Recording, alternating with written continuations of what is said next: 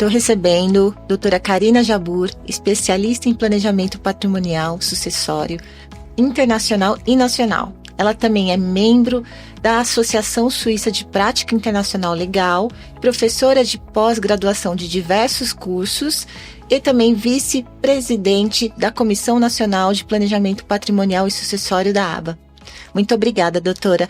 E eu ainda tenho a graça de chamá-la de minha colega, minha amiga. Tudo bem, Carol? Um prazer estar aqui para discutirmos temas voltados a planejamento patrimonial e sucessório, que é uma das coisas que eu mais gosto de fazer na vida. E falando isso com você, é um prazer maior ainda. Ah, muito obrigada. Eu tô aqui também que nem pinto no lixo. Tô rodeada de colegas falando sobre o tema que eu mais gosto de falar. É isso aí. Agora você escreveu um artigo que eu adorei, que fala sobre os sinais de que o planejamento patrimonial precisa ser internacional. Isso. Quais são esses 5 sinais? Olha só, vamos lá. Algumas coisas que a gente... Eu procurei fazer esse artigo voltado para o profissional mesmo que trabalha com isso, porque muitas vezes a gente fica tão... olhando só para a questão de holding, o que se fala muito na internet, né? E às vezes você tem um cliente que tem um potencial ou uma necessidade de internacionalizar o patrimônio e a pessoa não tem nem essa noção. E por mais que, eventualmente, o profissional não trabalhe, não atue no planejamento internacional, a gente pode fazer parcerias. Então, um dos principais sinais, quando você tem patrimônio diversificado em vários lugares. Então, você tem patrimônio no Brasil, mora no Brasil, e aí você tem uma casa em Miami, você tem uma conta em algum lugar, você tem uma embarcação que está numa outra jurisdição, ou você tem outros bens, a empresa, pode ser qualquer tipo de patrimônio. O que acontece se essa pessoa falece? Nossa. Já imaginou? Bom, um inventário só no Brasil não é fácil, a gente sabe. Agora, imagina você ter que fazer um inventário no Brasil, um inventário nos Estados Unidos para o imóvel que está lá, um inventário na Suíça numa conta que está lá, um inventário em outro lugar para um outro imóvel. Então, quando a gente tem uma situação dessa, já é um sinal de que talvez essa pessoa precise de uma estrutura internacional. Para quê? Para que a gente consiga centralizar esses bens em uma única jurisdição.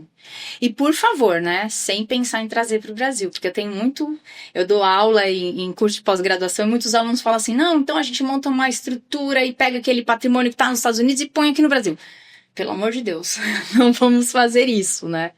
Mas é uma forma interessante de você reduzir ou até evitar o inventário através de uma estrutura internacional, centralizando numa única jurisdição. Então, esse é o primeiro fator que a gente fala em termos de internacionalização. E muitas pessoas, elas possuem bens, né, já em outros países, só que elas não têm nenhuma ciência da lei local, especialmente quanto à sucessão, não é, doutora? Exatamente. E a gente sabe que o brasileiro, ele tem uma paixão especial para os Estados Unidos. Inclusive, eu fiz um vídeo recentemente falando sobre isso. E Estados Unidos é maravilha pra gente viajar, pra gente passear, pra gente fazer compras, mas ninguém para pensar como é que é a estrutura tributária americana. Se você acha que o Brasil já é ruim, que já paga muito, é porque você não imagina, não sabe, não tem noção de como é nos Estados Unidos. Então, lá a gente já começa com uma estrutura de tributos que podem chegar a 40%, começando numa alíquota de 18%, por uma questão de sucessão. Então, assim, vamos dar um exemplo bem fácil. Vamos pensar que você tem um imóvel em Miami que você comprou, Orlando, para você viajar ou para alugar e tudo mais. Passa as férias de vez em quando. Aí você comprou esse imóvel aí por 450 mil. Mais ou menos 1/3 do valor desse imóvel vai ficar de imposto para o governo americano, se você não fizer um planejamento sucessório. E as pessoas não se dão conta disso. Elas não têm esse conhecimento. Tem como evitar isso? Tem. Através de estruturas internacionais.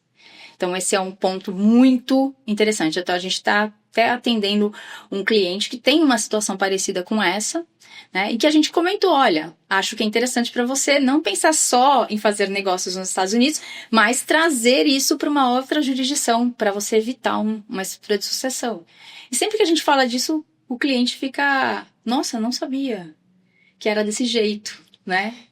E eu acho que um ponto comum também que eu vejo que as pessoas têm muita dúvida é que, independentemente de onde você tem seu ativo financeiro, sua aplicação, você pode ter uma empresa, uma offshore, uma holding estrangeira em uma outra jurisdição totalmente diferente. Não te impede de ter a sua aplicação financeira em diversos outros países, não é isso? Sim, você pode ter a sua estrutura offshore ou seu trust, dependendo da sua necessidade, ou a fundação. Eu não sei qual é o instrumento que você vai precisar, dependendo muito do seu patrimônio, da sua estrutura familiar.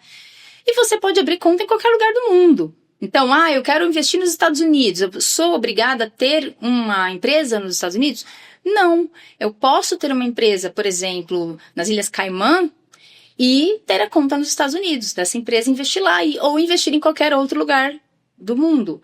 E até mesmo, indo aqui para um outro ponto, que é do artigo que eu fiz, essa questão da moeda forte. Ou seja, a gente proteger o patrimônio que a gente tem, ou pelo menos parte dele, investindo em moeda forte. Em país que tem cultura também, né? Olha o que aconteceu com o Uruguai recentemente, pois né? Pois é, muita gente estava falando em fazer offshores. Eu vou montar offshore no Uruguai. Mudar a saída fiscal do Brasil para ter endereço fiscal no Uruguai, né? Muita gente fez isso. Muita gente estava atrás disso. E aí a gente está entrando no terceiro sinal do meu artigo, que é justamente isso. Quando a gente vai buscar, a gente tem que tentar buscar um lugar que te dê mais estabilidade política, mais estabilidade econômica. Porque, veja, a gente, para sair do Brasil e ir para um país que é similar, eu não preciso gastar dinheiro, eu continuo aqui. É verdade. Né? Então, assim, se for para trocar 6 por meia dúzia, por que eu vou fazer isso? Agora, a gente tem que procurar estruturas e jurisdições onde a gente tem um judiciário sólido, onde a gente tem uma economia que venha de uma série, né, uma quantidade de anos aí, que se mantém estável politicamente. Por exemplo, se você vai para a Suíça, você ainda consegue no mercado trocar, receber moedas que são de 1800 e alguma coisa, 1900 e alguma coisa. Estão circulando essas moedas. Agora, qual era a moeda em 1850 no Brasil? Ninguém nem sabe. E para converter, então. Então, assim, a gente nem tem mais moeda, né? Porque se você vai pagar qualquer coisa em dinheiro, nunca ninguém tem troco. Então, assim, pra gente ver como é diferente essa situação. E eu acho que esse também é um ponto bem importante pra gente pensar nessa questão de internacionalização do patrimônio. E deixa eu te fazer uma pergunta muito polêmica, tá? Existe mesmo proteção patrimonial internacional? Eu diria que existe mais que proteção, tá? Eu diria que dependendo da estrutura que você utiliza, a gente conseguiria, inclusive, atingir a tão sonhada blindagem. Blindagem, tá? Nossa. Porque todo mundo fala, eu quero blindar o meu patrimônio. Aqui no Brasil, você não vai conseguir fazer isso. E dependendo da estrutura que você utilizar fora também, você não vai blindar, você vai gerar uma proteção. Mas, por exemplo, se você se utiliza de um trust que é criado de forma irrevogável e é criado de forma discricionária, ou seja, vamos voltar aqui um pouquinho, para público que não sabe do que a gente está falando, um trust. O que é um trust? Um trust é um contrato de confiança, é um contrato de fidúcia que você faz com uma pessoa ou com uma empresa, que é chamada trustee, onde você transfere para essa pessoa a titularidade jurídica daquele bem, e ela vai administrar esse bem em favor das pessoas que você vai indicar como beneficiários, que pode ser você próprio ou terceiros. Esses beneficiários, eles serão os titulares da propriedade econômica daquele bem, tá? Então, é um terceiro que vai administrar isso e vai fazer cumprir a sua vontade. Você vai deixar isso em contrato. Qual é a vantagem que você tem com aquele patrimônio? eu quero que o patrimônio seja perpetuado para terceira, quarta geração. Eu quero que, ao final, quando eu falecer, esses bens sejam distribuídos para os meus herdeiros e o trust seja finalizado. Eu quero que o dinheiro seja utilizado para pagar a faculdade do filho, para ir... Enfim, você pode criar uma série de questões. Inclusive, por exemplo, pessoas que são sozinhas e que às vezes têm receio, têm dinheiro, mas têm receio pensando assim, poxa, e se eu ficar doente, ficar numa cama inválido? Será que o meu dinheiro vai ser utilizado para cuidar de mim? Uhum. Você consegue garantir isso com o trust, tá? Então, trust é isso. O que é um trust irrevogável? É bem o que a palavra diz. É uma coisa que você faz e não tem como voltar atrás. E não tem como voltar atrás mesmo. Não é o jeitinho brasileiro, né? A gente faz aqui de um jeitinho que a gente consegue voltar. Uma vez feito, você não consegue retornar. E a discricionariedade é a questão de transmitir para o trustee as decisões sobre aquele patrimônio do trust. Então, você pode dizer a ele, olha, eu gostaria, depois que já está instituído, né? Você já não é mais dono de nada. Então, olha, eu gostaria que você considerasse uma situação tal, uma distribuição diferente, ou que você considerasse uma aplicação em tal tipo de investimento. Mas é ele que vai tomar a decisão final, de acordo com a instrução que você deu inicialmente para ele, tá? Então, essa estrutura, a partir do momento que eu não sou mais titular, eu não tenho mais poder de decisão sobre aquele patrimônio, a gente fala que realmente você consegue uma blindagem. Mas o trust, ele não serve para qualquer um. Então, é óbvio, uma estrutura cara. O valor de investimento é alto, o investimento é alto, você tem que ter um patrimônio que suporte os custos dessa estrutura. E, para quem não conhece, tem uma série na Netflix bem interessante, que chama Gunter, se eu não me engano. É a história de uma senhora que perdeu o filho e ela deixou mais de 400 milhões de dólares para o cachorro. E assim, é uma história verídica, então assim, né, conta tudo como se deu essa história. Lógico que teve algumas coisas por trás aí, não foi só a questão de deixar o patrimônio, mas também questões tributárias que foram feitas através desse trust, que foram para economizar. Mas é bem interessante para quem não conhece, começar a abrir a cabeça para um universo diferente, que é o planejamento internacional. Mas mais do que nunca, doutora, o que eu sinto é que, com tantas alterações que a gente vem tendo aqui na legislação brasileira, é muito importante contratar profissionais sérios, que entendem, que têm os parceiros nas jurisdições, porque se tá difícil hoje da gente conseguir acompanhar a legislação brasileira, imagina a internacional, não é mesmo? Isso com certeza. A gente tem que estar sempre ligado. No Brasil já é difícil, como você falou, mas a gente tem que estar ligado em tudo que está acontecendo no mundo e principalmente nas questões políticas. A gente está com guerra na Europa, que afeta uma série de questões. Então, não é apenas olhar para a questão tributária. Muita gente só pensa nisso, na parte tributária. Eu acho que o internacional, ele vai além. Ele vai pensando também numa questão de proteção patrimonial. Hoje a gente tem uma facilidade de mudar, né? Você pode tirar a cidadania em outro país, nacionalidade, né? Você se naturalizar português, espanhol, dependendo da sua descendência, dependendo do quanto você investe num determinado país. Então você tem pessoas que, às vezes na sua família, um foi morar nos Estados Unidos, o outro foi para Portugal, e aí você tem patrimônio, como é que você vai distribuir isso? Quais serão os impactos disso para cada um desses filhos que foram morar fora? Eu já atendi um cliente que a filha dele era marinheira. Então, cada hora ela estava num lugar, sabe? E eles tinham uma estrutura aqui imobiliária grande. E ela falou, poxa, legal, obrigada pai, obrigada mãe, mas eu não tenho como administrar isso, né? Eu não quero, posso aceitar ficar com o patrimônio, mas a gente vai ter que ver como a gente vai fazer essa administração. Porque eu não vou deixar de trabalhar no que eu trabalho para poder cuidar dos bens, né? Então, uma série de coisas que hoje a gente tem, que isso se volta para a parte do internacional. E diferente do que as pessoas às vezes acham, montar uma offshore é coisa ilegal, é só para esconder dinheiro, para lavar dinheiro. Lógico, a gente teve episódios para isso? Teve. Essa estrutura foi utilizada? Foi. Ainda tentam utilizar? Tentam. Mas era num outros tempos, não é? Sim. Onde a gente tinha offshore como um título ao portador, que você não sabia quem era o dono. Até as contas na Suíça, né? Não sei se vocês sabem disso, mas antigamente as contas na Suíça, elas não eram nominais. Não é igual no Brasil, você vai lá no banco, dá os seus dados. Né? Era um número.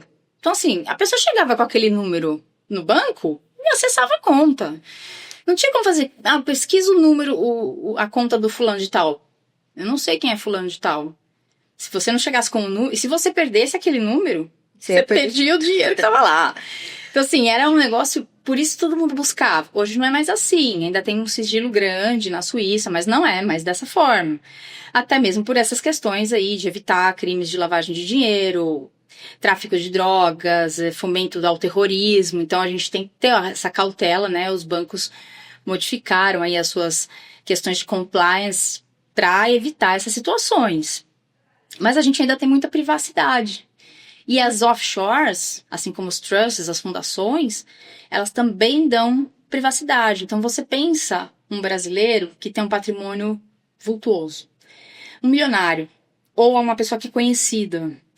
Ela não quer saber, ela não quer que as outras pessoas fiquem sabendo tudo que ela tem. Então o que é? Não adianta colocar numa holding. Porque você coloca numa holding, a pessoa vai lá, pesquisa na junta comercial, que a gente pode fazer pesquisa ainda que paga, né? Em São Paulo a gente pesquisa de graça, mas em outros estados você paga uma taxinha, ela sempre consegue saber o que aquela pessoa tem. Tem uma holding tal. O que essa holding tem? Eu consigo descobrir, vejo os contratos. Agora, essa holding... Liga o Alexandre de Moraes, né? Mas vamos pensar que essa holding ela é de titularidade de uma companhia offshore que está nas Ilhas Virgens Britânicas, ou nas Ilhas Caimã, ou em Singapura. Não sei.